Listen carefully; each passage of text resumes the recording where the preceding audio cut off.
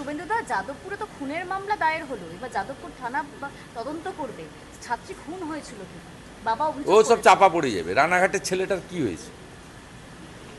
আপনারা এই 3-4 দিন হইচই করেন, তারপরে তো সব ভুলে যাবেন। রানাঘাটের ছেলেটা এখনো বিচার পায়নি কেন?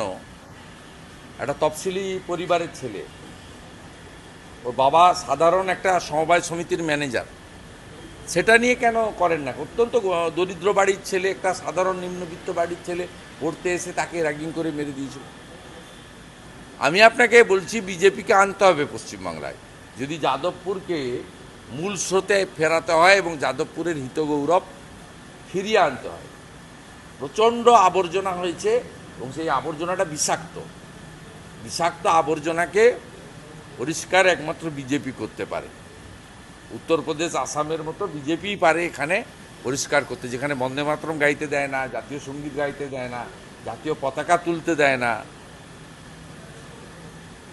সেখানে খুবই প্রয়োজন। ঠিক আছে। আজকের যে মিটিংটা